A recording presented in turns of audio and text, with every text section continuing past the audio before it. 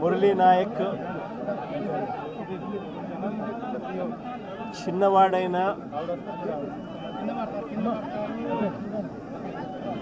రాష్ట్రంలో చాలామందికి పెద్దలకు కూడా స్ఫూర్తిదాయకంగా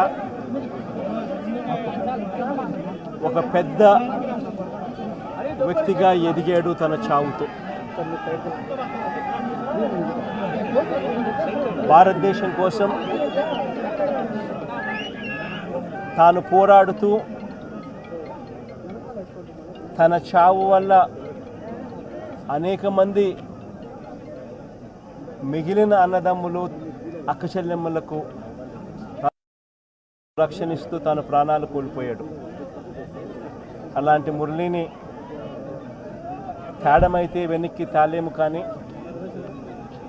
కానీ మురళి చేసిన త్యాగానికైతే మాత్రం ఆంధ్ర రాష్ట్రంలో ఉన్న ప్రతి ఒక్కరం కూడా మురళికి ఇప్పటికీ కూడా రుణపడే ఉంటాం.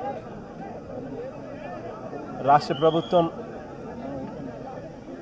మొట్టమొదటిసారిగా ఏ జవాన్ చనిపోయినా కూడా ఆ జవాన్లకు ఇటువంటి ఘటనలో ఏదైనా కానీ ప్రాణాలు కోల్పోతే, దేశం కోసం పోరాటం చేస్తూ ప్రాణాలు కోల్పోతే 50 లక్షల రూపాయలు ఇచ్చే సాంప్రదాయం మొదలుపెట్టింది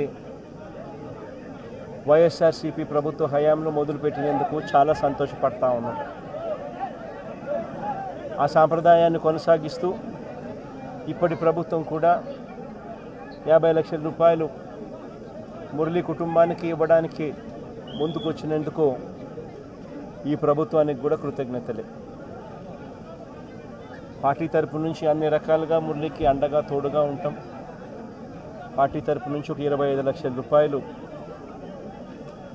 వైఎస్ఆర్ కాంగ్రెస్ పార్టీ తరపు నుంచి అండగా ఉంటూ ఆ కుటుంబానికి తోడుగా ఉండే కార్యక్రమం చేస్తాం. మనిషిని తాలేకపోయినా కూడా తాను చేసిన త్యాగానికి అందరం కూడా అండగా తోడుగా ఉండే కార్యక్రమం అయితే ఖచ్చితంగా జరుగుతుంది. ఇలా కుటుంబానికి మంచి జరగాలని,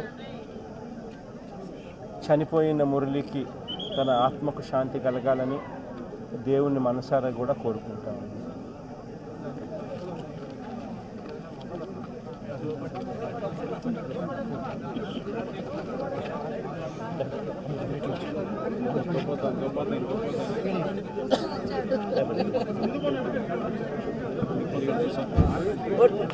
కోటి కోటి ధన్యవాదాలు సార్.